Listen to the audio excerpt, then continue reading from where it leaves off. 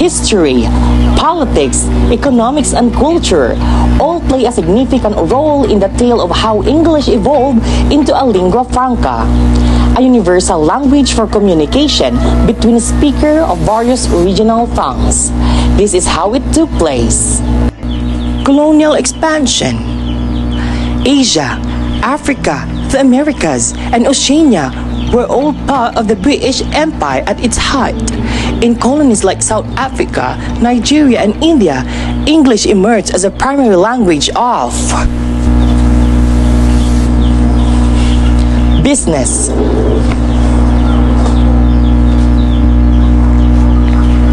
education, administration. English was strengthened as an instrument of opportunity and power by British systems, laws, and culture. America's rise. After World War II, the U.S. emerged as a major world power.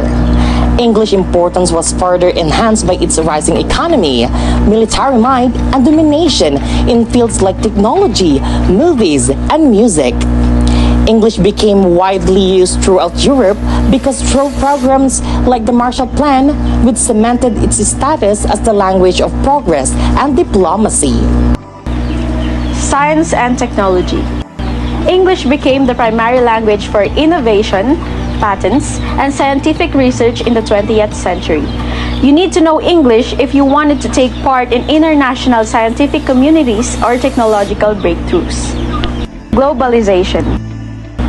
As worldwide trade expanded, major firms such as Coca-Cola and Microsoft adopted English as their primary language. Tourism has also made it a convenient option for people exploring the world. English was the language of choice in both commercial and personal interactions.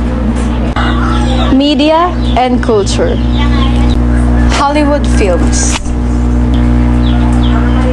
British literature. And popular music gave the English a cultural advantage. Then came the internet, and English ruled in its early days. Global broadcasters such as the BBC and CNN helped popularize the language around the world. International institutions. Organizations such as the World Trade Organization, the European Union, and the United Nations adopted English as their working language. It is also the norm for international shipping, air transport, and other worldwide networks, which makes it crucial for logistics and diplomacy. Education. Today, English is taught in schools all over the world.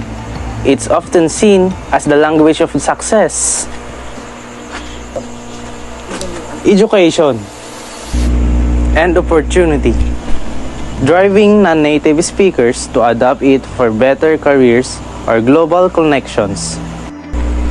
Where we are now, English is widely used in academic publications, tech conferences, business meetings, and even informal trip shots. Although it unites the world, there are drawbacks. Other languages run the risk of being marginalized as English becomes more popular, and some people worry about the loss of cultural diversity. Nevertheless, the development of English as the dominant language in the world demonstrate how culture, history, and power may influence how we communicate. Status of English in Southeast Asia. In Southeast Asia, English has become a key part of life, especially in education, business, and international communication. While it's not a native language for most people in the region, it holds a unique status as a bridge between countries with different local languages. English is widely used in daily life and is an official language in nations like the Philippines and Singapore. It serves as the primary language for administration, education, and even everyday communication in Singapore. Although Spanish is a second language in the Philippines, it is widely used in media, education, and the rapidly expanding outsourcing sector. English is frequently viewed as a necessary skill for success in other nations such as Malaysia, Thailand, Vietnam, and Indonesia. It is taught in schools and applied in sectors including technology, trade, and tourism. For instance, certain schools and universities in Malaysia use English as a medium of teaching, whereas in Vietnam and Thailand, it is necessary for employment in international markets and for drawing of visitors. Generally speaking, most individuals in Southeast Asia utilize English more for global communication than for everyday consumption. It is a vehicle for opportunity and advancement that helps the area compete internationally. But there's also an increasing attempt to strike a balance between maintaining regional languages and customs and English. Advantages of English as a lingua franca. English as a lingua franca has plenty of perks, especially in our increasingly connected world. Here are some of the big ones. Easy communication across borders. It is simpler to connect with individuals from other nations when you speak English, whether you are working, traveling, or simply chatting online. In a sea of different languages, it's similar to find a common ground. Open doors to opportunities. Knowing English can be a game changer for your career. It's the language of business,